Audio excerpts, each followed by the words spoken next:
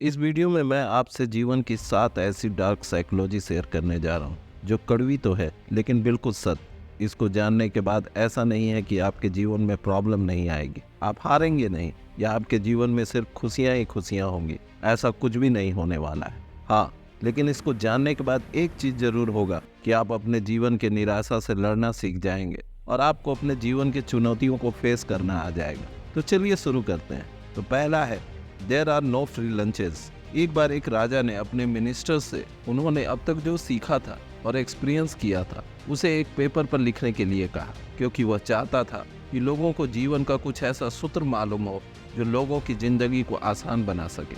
इसके बाद कई मिनिस्टर्स जमा हुए और उन्होंने कई किताबें पढ़ी और इस बात पर गंभीरता से चर्चा भी की। उसके बाद उन्होंने 3 पन्नों का एक ड्राफ्ट लिखा।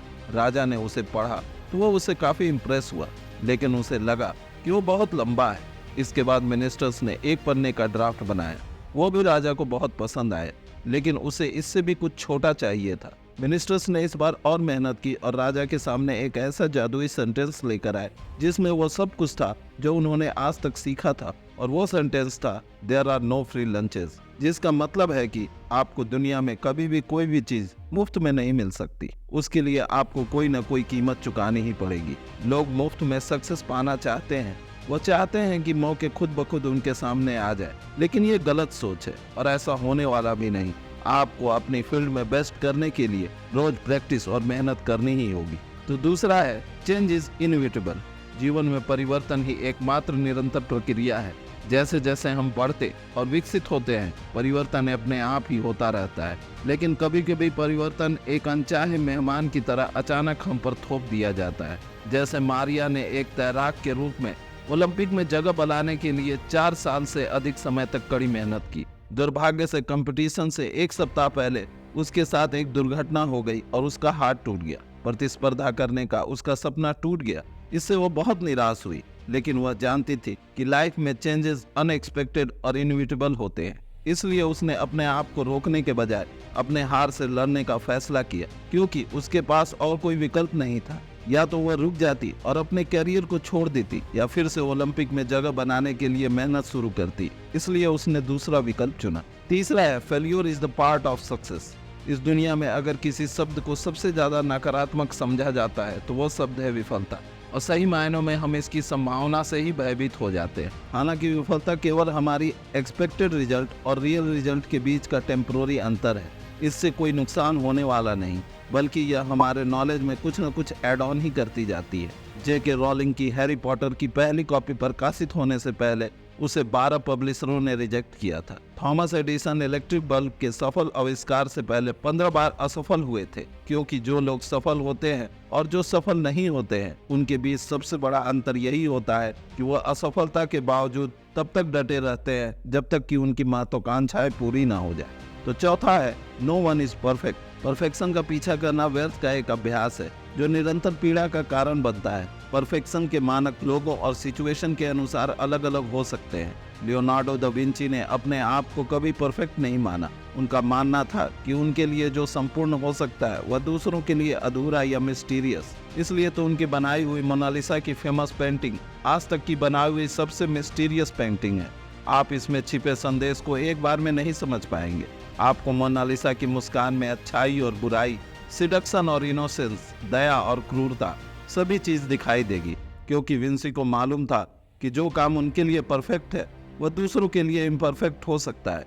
इसलिए अपने आप को या किसी चीज को परफेक्ट बनाने की जगह अपने मेहनत को परफेक्ट बनाया जाए, क्योंकि यही वह चीज है जो आपके कंट्रोल में है। आपके काम अपने आप ही बेस्ट बन जाएंगे, लियोनार्डो दा विंची की तरह। तो पांचवा है, not everything is under our control. हर चीज को नियंत्रण करने की कोशिश अनिवार्य रूप से निराशा और दुख की ओर ले जाती है। हम चाहे जितना कोशिश कर ले, जीवन में कई पहलू अपनी रैंडम और अनएक्सपेक्टेड नेचर के कारण या दूसरों के हस्तक्षेप के कारण पूरी तरीके से हमारी इच्छा के अधीन नहीं हो सकते। जैसे एक अकेला पिता अपने बच्चे को अत्यंत प्यार, देखभाल और समझदारी के साथ बड़ा करता है, लेकिन बाद में पता चलता है एक बेटा पिता के अच्छे परवरिश के बावजूद ड्रग लेने लगा, क्योंकि कभी कभी एक बेहतरीन पालन पोषण भी बाहरी प्रभावों को नियंत्रित नहीं कर सकता। संपूर्ण नियंत्रण का भ्रम व्यवहारिक होने के बजाय अहंकार की कल्पना से उत्पन्न होता है। इसलिए किसी विपरीत परिस्थिति के होने ना होने पर अपना कंट्रोल करने के बजाय अपनी मनोदशा, कर्मों और विपरीत परिस्थितियों को कैसे टैकल करना है, इस पर अपना कंट्रोल स्थापित करना बेहतर विकल्प है। तो छठवां है, hard work does not always guaranteed success. अथक परिश्रम करना सराहनीय है, लेकिन परिणाम की गारंटी देने के लिए अपर्याप्त है, क्योंकि इसके अलावा कई बाहरी कारक परिणाम को काफी प्रभावित करते हैं, जैसे हमारी जरूरतें, समय, नियम, दूसरे लोग और भाग्य, जो पूरे तरीके से खून पसीने वाले कारकों पर हावी हो सकते हैं।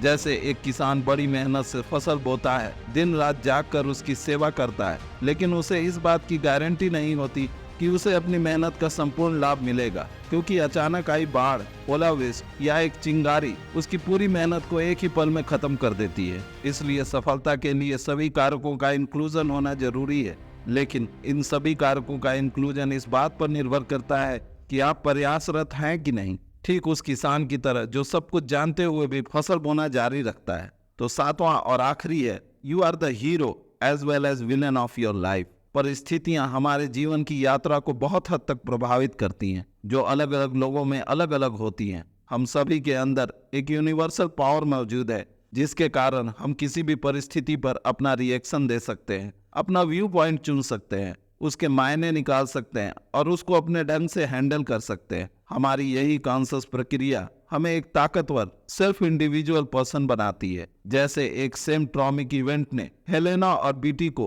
अलग अलग तरीके से प्रभावित किया। जहां पर करवाहट से भरी हुई बीटी बार बार दुनिया को दोषी ठहराती थी, वहीं पर फ्लेक्सिबल हेलेना का उस स्थिति को ठीक करने और उसका सही समाधान ढूंढने पर ज्यादा जोर था। उनकी विपरीत मानसिकता और प्रतिक्रियाओं ने उन्हें अलग अलग जीवन के पथ पर ढकेल दिया, बावजूद इसके कि दोनों को एक ही प्रारंभिक उत्तेजना का सामना करना पड़ा था। इसलिए जीवन कैसे जीना है या आपको अपने जीवन का कैसे निर्माण करना है, यह पूरी तरीके से आप पर निर्भर करता है। आप या तो अपने बुरे हालात को लेकर बैठ जाइए और दुनिया और ऊपर वाले को कोसते रहिए, या फिर उठिए और जीवन के पथ पर एक सकारात्मक सोच के साथ चलना शुरू कीजिए। तो अगर ये वीडियो आपको अच्छा लगा हो तो लाइक, शेयर एंड सब्सक्राइब जरूर करें। Thank you and best of luck.